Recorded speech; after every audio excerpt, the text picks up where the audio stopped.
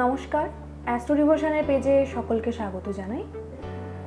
দেখে নেওয়া যাক 1 তারিখ থেকে 10 তারিখ পর্যন্ত জুলাই মাসের বৃষ, কন্যা ও মকর রাশির রাশিফল কেমন যেতে চলেছে বৃষ, কন্যা এবং মকর রাশি।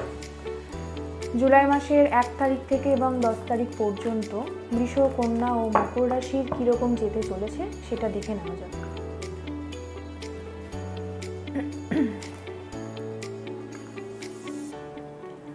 বৃষ, কন্যা, মকর রাশির জাতক জাতিকাদের জন্য প্রথমেই যেটা বক্তব্য সেটা হচ্ছে আপনাদের হঠাৎ করে কোনো ট্যুর প্ল্যান হতে পারে। বাড়ি থেকে সেটা 1 রাত 2 রাতেরও হতে পারে, আবার 3-4 দিনেরও কোনো বড় ট্যুরও হতে পারে, তবে সেটা সাডেনলি হওয়ার সম্ভাবনা বেশি। দীর্ঘদিন ধরে কোনো প্ল্যান করছেন, কোনো প্রজেক্টে হাত দিতে চাইছেন বা কোনো প্রপার্টি সেল করতে চাইছেন বা কিনতে চাইছেন যারা, তাদের বলবো যে এই সময়টা একটু অপেক্ষা করে যেতে, অন্তত নেক্সট 10 থেকে 15টা দিন।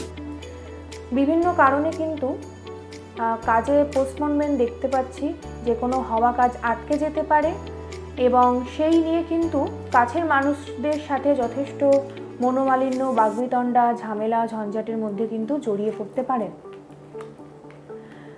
সপ্তাহের প্রথম 5 থেকে 6টা দিন আপনাদের একটু নিজের ইমোশনকে একটু কন্ট্রোল করতে হবে। কোনো বিষয় নিয়ে আপনাদের মধ্যে কিন্তু যথেষ্ট মেন্টাল কনফ্লিক্ট দেখতে পাচ্ছি আমি। যারা টাকা ধার দিয়েছেন বা টাকা ধার নেবেন ভাবছেন যে কোনো জায়গা থেকে, তারা একটু অপেক্ষা করে যাবেন, কারণ এই সময় টাকা ধার দেওয়াটাও যতটা বিপজ্জনক, টাকা ধার নেওয়াটাও কিন্তু ততটাই বিপজ্জনক। অনেকে দীর্ঘদিন ধরে ভাবছিলেন যে কোনো যারা অ্যারেঞ্জ ম্যারেজের জন্য অপেক্ষা করছিলেন, তারা ভাবছিলেন যে চুজ করা ঠিক হবে নাকি, বা এই সম্বন্ধের দিকে এগোনোটা ঠিক হবে নাকি। যদি আপনাদের ইনটিউশনকে এই সময় কিন্তু যথেষ্ট বিশ্বাস করে এগোতে হবে।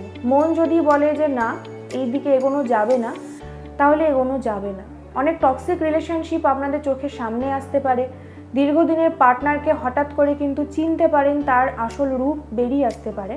সেখান থেকেও কিন্তু একটা মানসিক আঘাতের জায়গা দেখতে পাচ্ছি এবং বারবার কিন্তু বিভিন্ন ঝামেলা, অশান্তি, কোনো নেগেটিভ সিচুয়েশনে আটকে যাওয়া কিন্তু আমি দেখতে পাচ্ছি।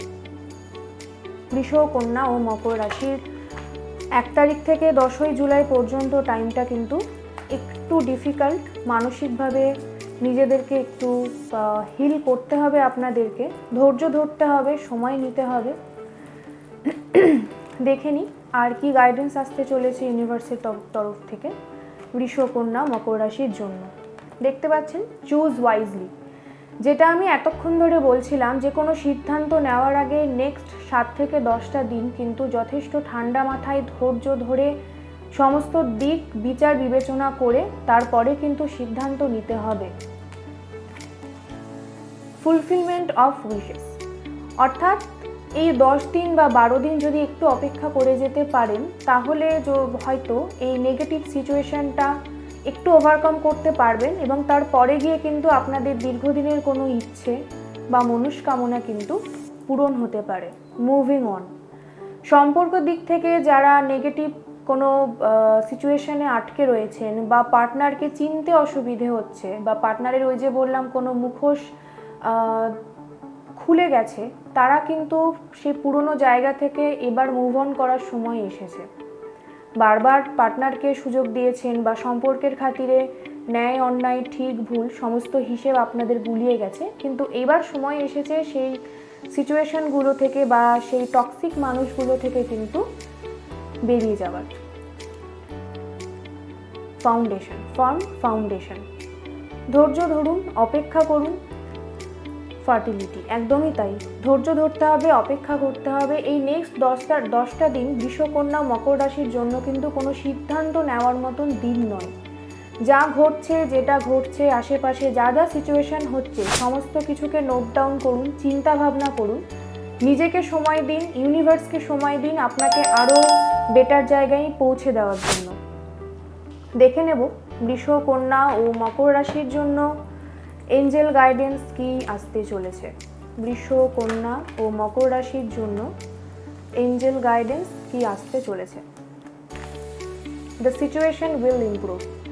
দুশ্চিন্তা করার কিছু নেই। হয়তো দীর্ঘদিন ধরে আপনারা মানসিক দুঃখ, কষ্ট, অর্থনৈতিক লস এইসবের মধ্যে দিয়ে আসছেন, তবে সেই সমস্ত নেগেটিভ সিচুয়েশন কিন্তু খুব তাড়াতাড়ি ইমপ্রুভ হতে চলেছে। এঞ্জেল আপনাদেরকে সেটাই বলছে। ফরগিভনেস, প্রচুর মানুষ চিনতে পারবেন। অনেক মানুষ যারা আপনার দীর্ঘদিন ধরে আপনাকে ঠকিয়ে এসেছে বা আপনাকে বিভিন্ন রকমভাবে মানসিকভাবে আহত করেছে, তাদেরকে ক্ষমা করে দিন। তাদেরকে ক্ষমা করে দিয়ে আপনাকে কিন্তু মুভ অনটা করতে হবে, না হলে আপনার মনের ভেতরেই কিন্তু তাদের জন্য একটা জায়গা তৈরি হয়ে যাবে এবং আপনি অযথা কষ্ট পাবেন।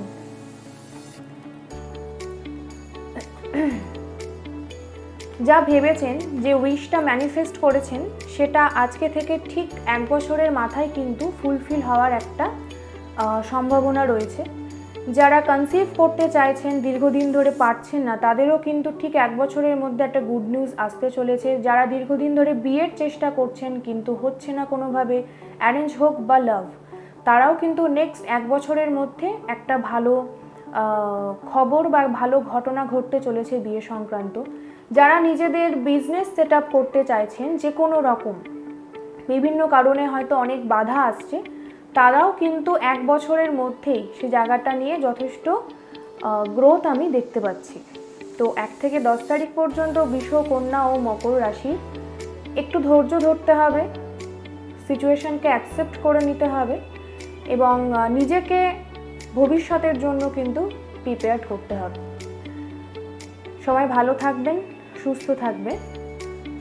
ইউনিভার্সকে অবশ্যই ধন্যবাদ জানাবেন এবং আপনাদের সঙ্গে দেখা হবে অ্যাস্ট্রো ডিভোশনের পরবর্তী ভিডিওতে। এরকম ভিডিও যদি আপনাদের আরও পেতে হয়, যদি ভালো লাগে, তাহলে চ্যানেলটিকে সাবস্ক্রাইব করে রাখুন। অবশ্যই ভিডিওটাকে আপনি শেয়ার করবেন এবং বেল আইকনটি প্রেস করে রাখবেন ফার্দার নোটিফিকেশনের জন্য। ধন্যবাদ।